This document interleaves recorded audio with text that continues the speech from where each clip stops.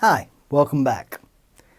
So far we've talked about the philosophical bases for international law, and we've talked about the growth and development of international law, and now we turn to the idea of the sources of international law. Where does international law derive from? Now, we know that every law must have a source. There must be some source of the law. And when it comes to international law, there are certain agreed sources of international law that everyone believes these to be the sources of international law. And these are really three different sources of international law, and we'll be talking about each of these three in more detail and its role in that complex body of behaviors that we call international law. So in this lecture, we're going to study the sources of international law. And we'll start with this idea of where does international law come from? We've talked about the philosophical basis for it, but where does the law actually derive from? Well, international law is described in two different sources, one of which is the United Nations. The United Nations, in its charter, has defined what are the sources of international law. And the second is a document called the Restatement of Foreign Relation Laws. Now, restatement is not the law, but it is an idea of these are what the law is or what the law should be. And there are restatements for every aspect of the law. Restatements on contract law, restatements on employment law, restatements on tort law. And so in this restatement, they define what are the international sources, what are the sources of international law. Now we turn first to the United Nations. The United Nations judicial arm, the International Court of Justice, in Article 38, says there are three sources of international law. And these are essentially hierarchical. And the first, the most important, according to the United Nations, is international treaties and conventions. And it makes sense that the UN would place this at the top, since the UN is a creation of an international treaty. The United Nations Charter is a treaty. Next in line is what we call customary international law, and we will spend a lot of time talking about what is customary international law. But briefly, this is based on the idea of custom. What do countries ordinarily do? How do countries ordinarily interact with one another?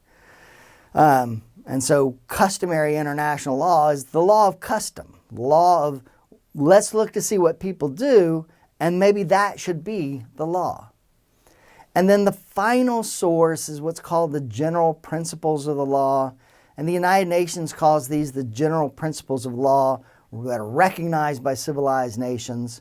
And what this means is these are legal principles that most countries subscribe to. And therefore, if there is a conflict between states or between residents of different states, and there is no international treaty in place, or there's no custom in place, we can look to general principles of the law. What do most countries share as a principle of the law?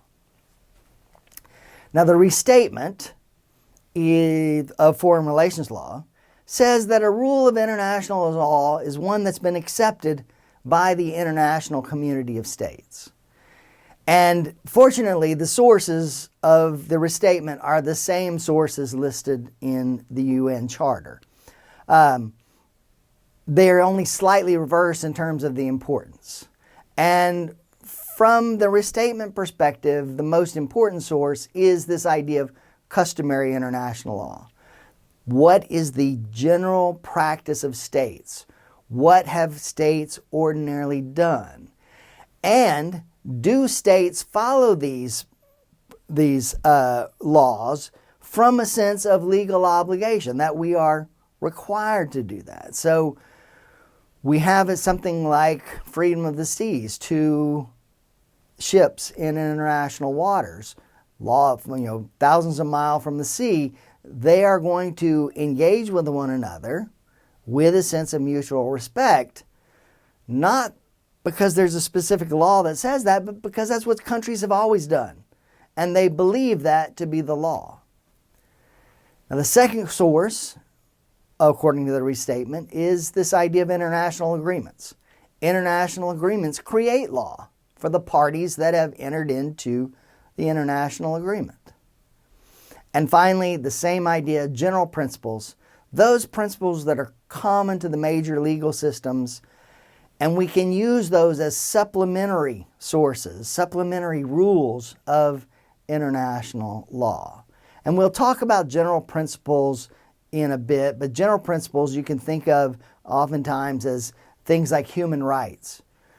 What are rights that all countries recognize, or most countries recognize? Things like freedom of religion, or freedom of speech, or the right to protect your property. Those are all general principles common to the world's major legal systems.